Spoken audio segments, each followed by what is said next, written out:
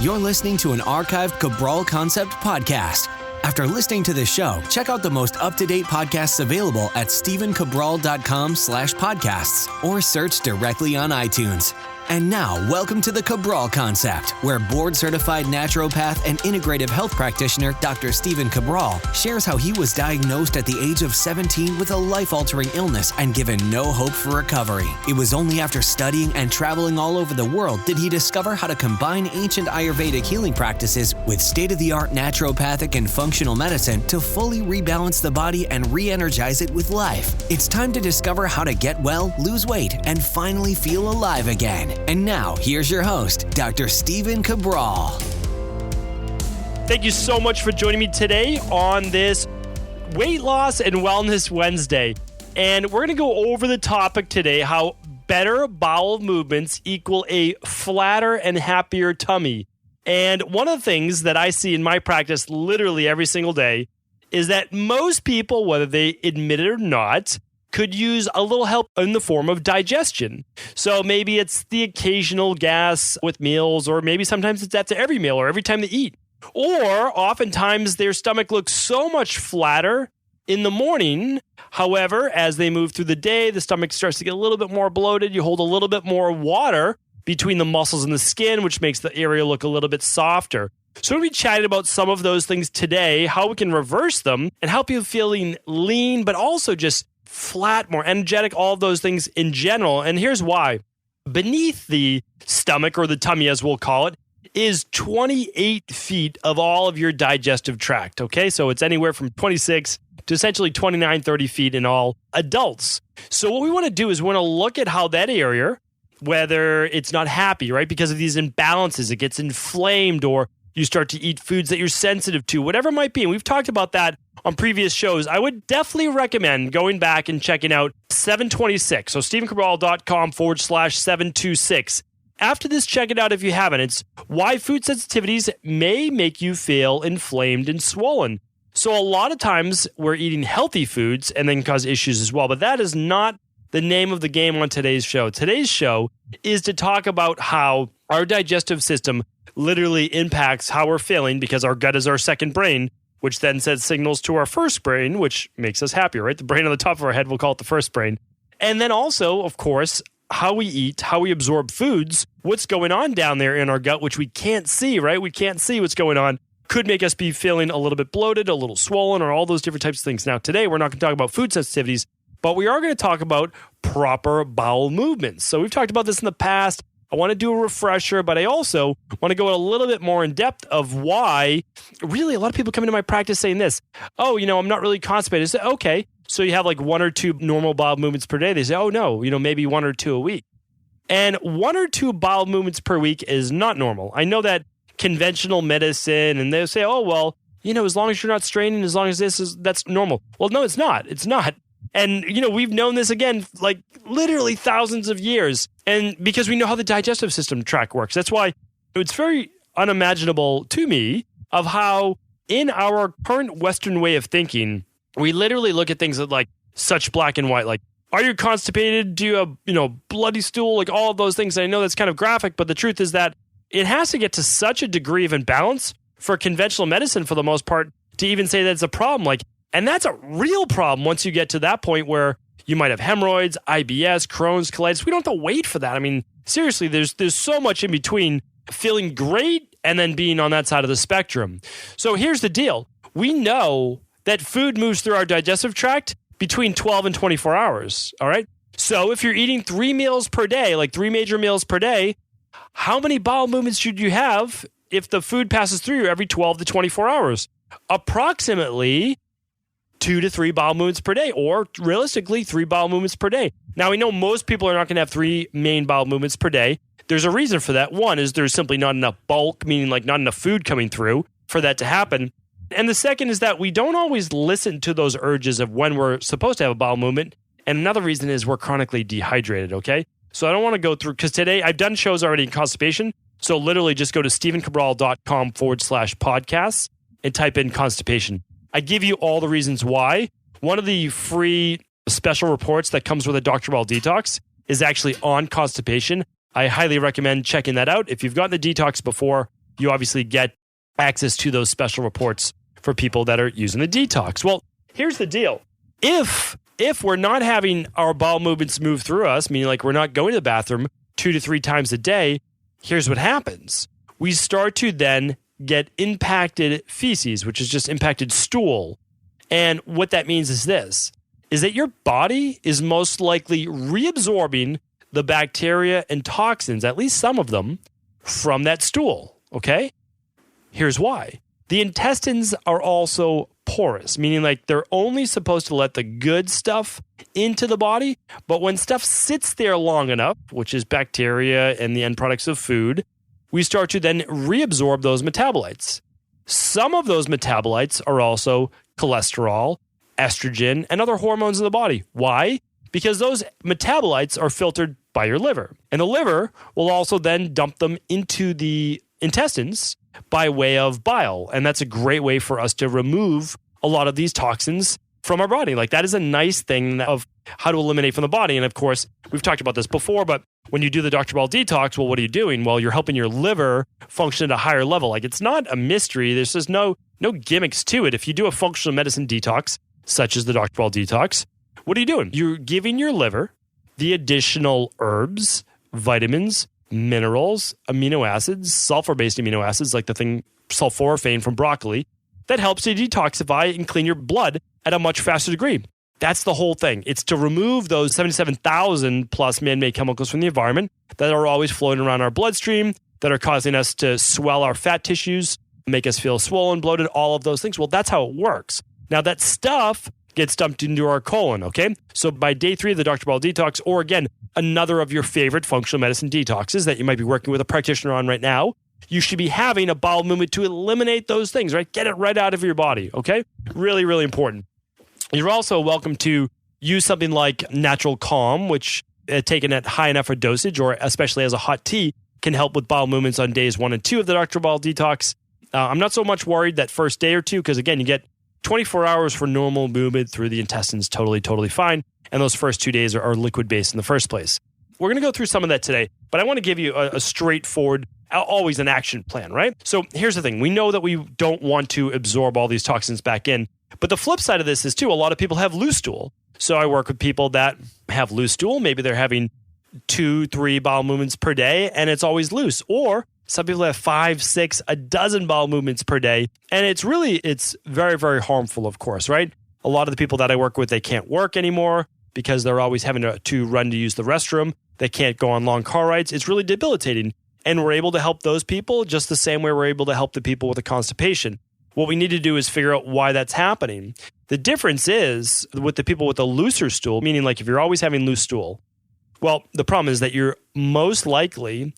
not absorbing the vitamins and minerals that your body needs, meaning like the transition time is too quick from when you eat the food until it's evacuated from your body. That means you're missing out on a lot of nutrition. A lot of the people that happens to start to become a little bit more catabolic, a little bit more run down, fatigued, drawn out, all of those specific things, because again, you're not processed. You need time. So it's this delicate balance, right? Somewhere between 12 and 24 hours to be able to get the food in, to absorb the magnesium, the calcium, the zinc, to actually manufacture in your gut the neurotransmitters such as serotonin, right? And also manufacture B12. Your B vitamins are manufactured in your gut from good gut bacteria. And that's another story. If you don't have good gut bacteria, well, you're not able to manufacture your own B vitamins. So that's really, really important to look at. And the other thing is, as well as vitamin K and a lot of the other nutrients too get manufactured in the gut. And that's really, really important. So that's why, again, we'll get to it in just a moment. You can either test the baseline of how you're doing, or you can start to rebalance the body.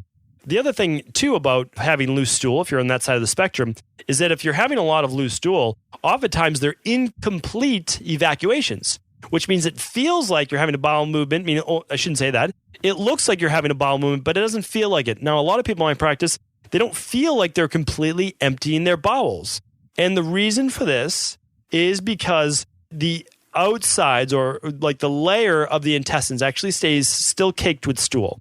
So not a pretty analogy, but the stool is still there. What's happening is the stool is very thin as it passes out of your body, almost like a pencil-based structure. When that happens, you know that you're getting a squeeze, a clamping down on the intestines a pushing out of the stool, but not a complete solid evacuation. Now, the reason why this is not a good thing is because we are having issues at the same time. This is actually a form of constipation. Now, I know it looks like looser stool, but the truth is that only partial removal of the stool is happening at that time.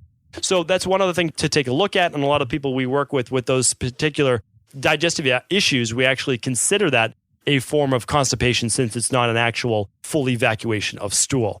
All right, so now what do we do, right? Because we know that we want to improve our bowel movement patterns while at the same time improving our overall health and waistline. And the only way we can do that is by literally rebalancing the gut. So here's what I want to do. I want to go over all of those things right now and give you kind of a step-by-step play on that. Okay, so the first thing we want to do is this. We want to look at, and again, I'm going to give you exactly what I do in my practice. That's the whole point of the Cabral concept, is to say, how do we do what we're doing right now as a naturopathic, functional medicine, Ayurvedic, just a truly integrated practice? How do we, get this information to people at scale? So I want to show you exactly what we do on literally a day-to-day basis. Health practitioners you can work with your patients, you work with your wellness clients in this particular fashion, and then everyone, as well, can do the same exact thing right at home. You can do this for yourself, your children, your parents, your grandparents, literally your community. Get everybody involved in this. It's really, really important. There's actually, so in every form of Eastern medicine, even Hippocrates, which, conventional medicine likes to say that, Hippocrates is their founder. That's not true at all. Hippocrates is the founder of natural medicine, or I wouldn't even say, he's not the founder, of course. Way back in India, in Kerala, in Ayurvedic times is at least what we know of is the foundation of natural medicine. But Hippocrates at least carried forth that mission of letting food be thy medicine, right? That's what's supposed to heal our body. Now, in conventional medicine, food is not thy medicine, right? Pharmaceuticals are. So again, I don't think that they should really, their doctors take the Hippocratic Oath and they pretend Hippocrates is the father of that, which is, again, I love medical science, I love medical doctors, but the truth is it's not natural medicine, right? So what we have to look at is this. What's the number one thing that affects our gut? Oh, let me go back 1 second. Why is our gut the most important thing? Well, we know this. The gut is at 28 feet from the mouth all the way down to the stomach. So mouth, esophagus, then it goes down to your stomach. The food hangs in there for anywhere between 20 minutes and 3+ hours, depending on what type of food it is. Fruit will be through in about 20 minutes to 30 minutes. Same with liquids. Could be even faster for straight liquids. And then after that would be starches and then proteins and veggies, and then things like lettuce leaves, like kale, heavy cellular structure. And so and then of course, like red meat takes a long time to break down as well. But then it moves into the duodenum, that first part of the small intestine, right through that gastric valve. This is where a lot of the digestion, the breakdown really goes on. Pancreatic enzymes meet the broken down food. Bile's dropped into this area, which helps to then meet the acid-based food that's coming through the stomach. And then we move into the small intestine. The small intestine now is the larger part of the intestine. It's somewhere around 23 feet in most adults, and it's going to do all of that digestion. All right, 3 parts of small intestine, breaks it all down, then moves to the colon. And the colon is, which I've talked about many, many times, that's the largest part. There's not a lot of digestion going on there. However, there is some manufacturing of certain short-chain fatty acids and B vitamins, things like that. Okay, well, then that's about 5 to 6 feet long, and we empty out when we have a bowel movement anywhere from, mainly the descending colon. So somewhere around a foot or so maybe of stool. So what we're looking at, and that's the digestive tract, what we're looking at is that as our entire health ecosystem, essentially, how we absorb nutrition and how we eliminate waste, right? I always talk about 2 things. How do we help people? Well, we figure out their deficiencies, and then we help figure out their toxicities. Replace the deficiencies, and then we remove the toxicities. Well, your digestive system does that every single day. It does that naturally. That's why, again, as a naturopath, I'm only trying to support the body. That's it. I'm trying to give it what it needs. That's all. I'm just looking at what's it missing? What's it missing? And then what is it too much of? And I'm just trying to always help it out because I know that there's no way I could do the body's job. Like, I'm not that good, not at all. But the body knows. The body knows. So if I can just help it along a little bit, that's what fixes it. So, and it's the foundation, right? If 80% of your immune system is essentially lies in and around your digestive tract, and we know 90% of all autoimmune issues start with the digestive tract, with leaky gut or intestinal permeability, well, the gut really is the foundation. If anyone tells you differently, they're not looking deep enough. Now, I know there's always exceptions to that, right? But really, we need to look at that as our first go-to. Okay, so here's what we need to do. How do we rebalance the gut? How do we rebalance the bowel movements for a flatter and happier tummy? Well, we always have to start with what do we put in our body, all right? So you can do two things. I'll always give you both options. One is you can run a food sensitivity test. Are you eating certain healthy foods? Are your children eating certain healthy foods, such as eggs, that are then causing an immune-based reaction, all right? If you don't know that, you're going to suffer for many years. I literally suffered with allergies, sinus infections, bronchitis, pneumonia, fatigue, all of those things until I eliminated dairy completely. I wasn't until I was like 26, 27 years old. You'd think I would have learned faster than that. I've already been studying since I was 17 on how to get well. But I didn't eat, of course, a lot of dairy. I was taking whey protein. And again, whey protein for some people, totally fine. All right. For me, not totally fine. I ran a food sensitivity test, found out I was highly sensitive to all forms of dairy. Okay. They didn't work for me. I also found out I was sensitive to, and then the list went on and on. I had almonds, kidney beans, and a bunch of different things. That was like, oh, okay, this makes sense.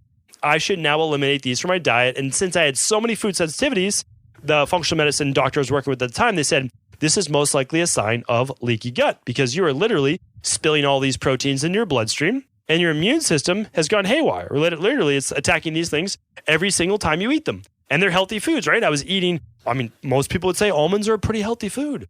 And by that time, I was eating like sprouted. I was eating like all the best forms of these foods. But again, I was having immune-based reactions. So one is you can run a food sensitivity test. Just go to stevencabral.com/733. I will link that up today. But let's say you don't want to run a food sensitivity test. You don't want to run it with your children. You don't want to spend the money. Totally fine. That's your prerogative. How can we help you instead of running that test?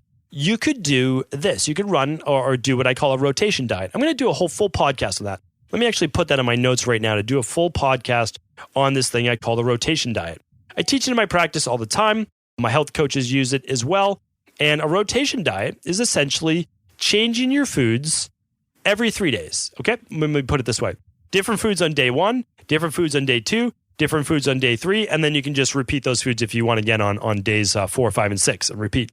So how does this help? Well, we know that food sensitivities will either affect you immediately, like an IgE sensitivity, or they have a latent response up to 3 days, believe it or not. That's why you can eat let's say, let's just go with eggs. So you eat eggs and you don't have an immediate response. But the next day, you or your child or whoever wakes up with a skin rash. It looks like some form of eczema or just some watery eyes or a rash on the cheek or red ears, one of those things. Or maybe you have headaches, maybe you have allergies, maybe you have migraines.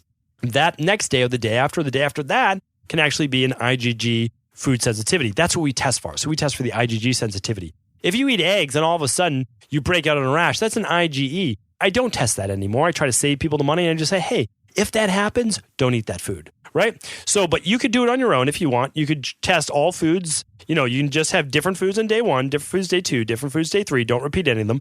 And then you can just go back to repeating those foods again on days 4, 5, and 6. That would do it. Again, I'll explain that in more depth in the future, but then you can also test your food sensitivities that way as well. You just have to keep a food journal of the meals that you ate for that day. And if you just do 3 meals, maybe 1 snack, it's not going to be that hard to track. But if you do, if you're eating 5 or 6 or 7 times a day, that might be a little difficult to track because of all the different ingredients. All right. Now, the next one is for people who get, let's say, acid reflux. All right. You get acid reflux and you also get bloating pretty quickly upon eating. All right. That could be a sign that you have an H. pylori infection in the gut, in the stomach. And that H. pylori is actually eating up a lot of the hydrochloric acid, which allows food to unfortunately stay longer in the stomach. And that will cause fermentation and a lot of bloating after eating. So what does this mean? Well, it means that for those people, you're not going to be able to absorb the proper amounts of minerals and B vitamins. We'll just go with that for today. It can also cause ulcers, which is not great as well because it can eat away at the stomach lining. The slow digestion as well causes more bacteria to ferment, and that then gets passed on to the intestines too.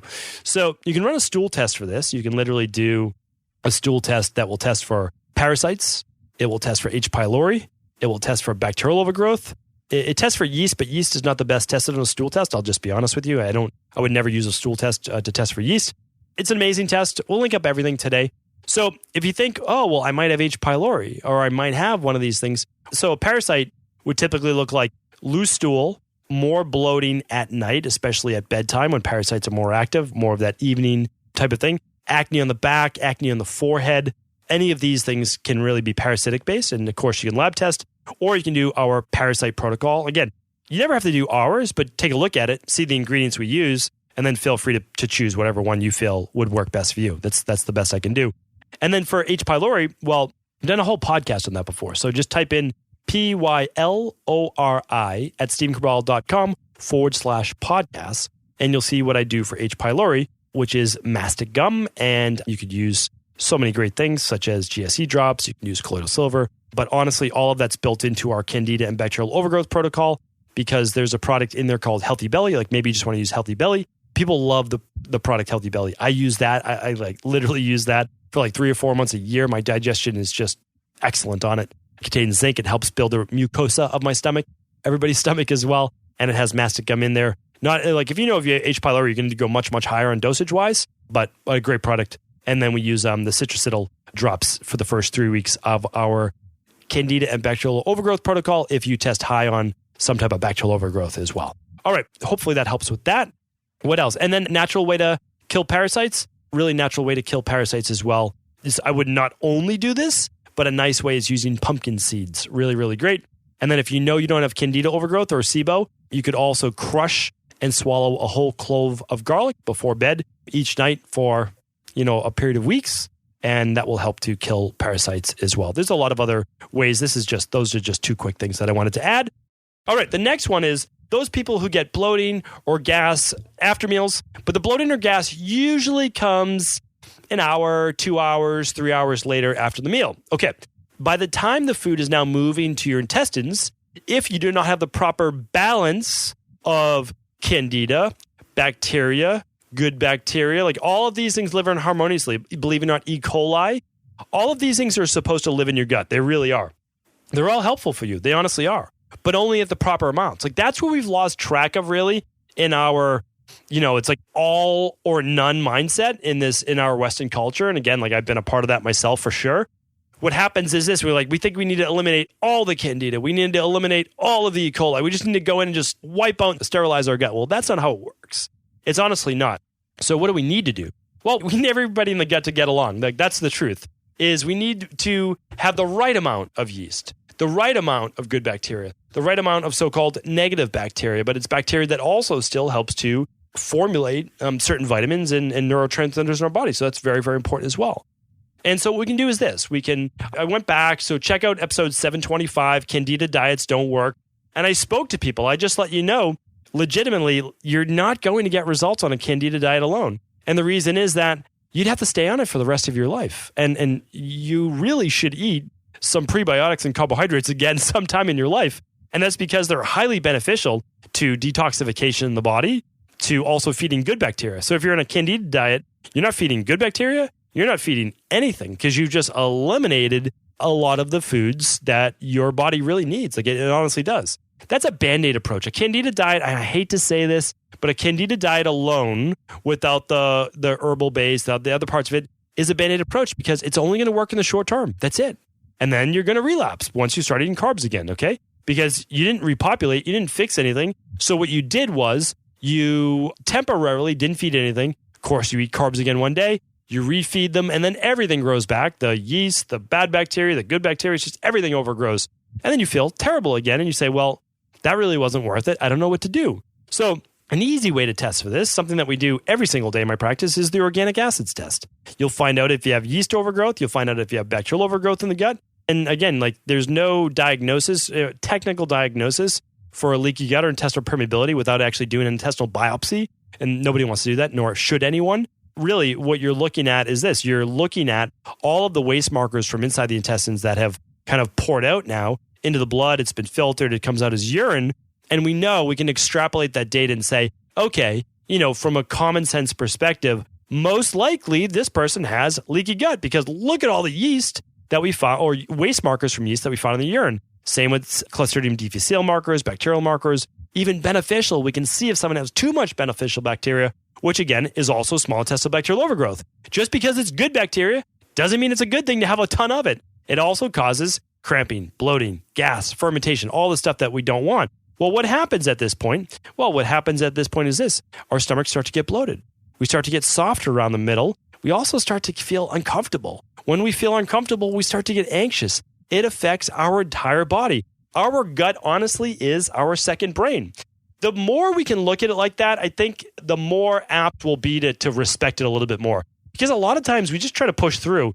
People take Tums, they take antacids, they just throw everything but the kitchen sink literally into their mouth to remove these digestive issues. Where myself, I like the digestive issues. I like the symptoms because I know as we're helping people and those symptoms start to dissipate, that means that we're removing the root cause-based issues, whether it's the H. pylori, the parasites, the bacterial overgrowth, the candida overgrowth, the yeast overgrowth, or food sensitivities. And again, you can test for all of those, right? You can do a food sensitivity test. You can do a stool test for parasites, H. pylori, bacterial overgrowth.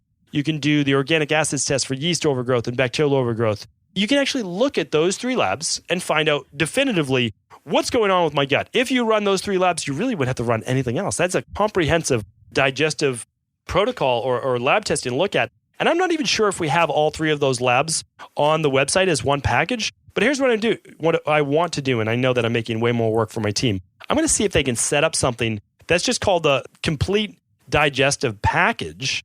And we'll give a nice discount on this because I really would love people to test all 3. So food, stool, and organic acid test. Thank you for humoring me as I'm making those notes. But that's what I do. Now, of course, I know that not everybody's going to run those labs. That's okay. I also gave you workarounds, meaning the rotation diet. There's a parasite-based protocol. So instead of doing the lab testing, if you just want to do the parasite protocol, you can do that if you think you have those symptoms, right? And then if you think you have candida overgrowth, but you can't afford the lab testing, that's okay. We'll give you the candida and bacterial overgrowth protocol that is basically at cost. It's such an amazing offer because we know that that is life-changing. We know that that's tremendous for people. And it will come with the entire nutrition plan, elimination diet, everything you need. You can ask questions at cabralsupportgroup.com. I mean, let us know how we can help you. That's the honest truth. It really is. If there's a better way, meaning like if we missed something, let me know. Because I can only see things from my perspective. Now, the nice thing is I get to work with people in my practice all the time. So I get to see the questions they ask. But if we're missing something, you let me know. You can always email support@stevencabral.com, or better yet, join our private support group at cabralsupportgroup.com. It's a Facebook group that literally all positive people who want to make a great change in their life are welcome to join. I really appreciate you tuning into today's Cabral Concept, this Wellness and Weight Loss Wednesday, because I want to get to the bottom, of things. I really do. So if you're feeling a little bloated right now, if your stomach looks a little soft, if you feel swollen, if you're feeling just irritable, uncomfortable with your digestion, we need to improve those bowel movements. We need to improve those bowel movements by actually removing the underlying root causes that are causing a lot of these issues. So hopefully today's podcast helped. If it did, feel free to share it with just one other person. I would really appreciate that. Thank you so much for tuning in, and I will speak with you tomorrow. Before you go, I wanted to ask you this question. What if I could teach you in just a couple of hours how to transform your thyroid, hormones, adrenal, cholesterol, blood pressure, blood sugar, weight loss, energy, mood, brain, pregnancy, anti-aging, or many other health-related issues? After 20 years in private practice, after seeing and overseeing 250,000 client appointments, I sincerely feel I have the real-world data and have found the answer you've been searching for. So what I've done is spent hundreds of hours of my own time refining what you need to know in order to uncover your underlying root cause health issues and then begin to rebalance the body and bring it back to a state of robust health and wellness. I'm going to teach you exactly what I do in my private practice so you can understand how you got here and now what you need to do in order to heal.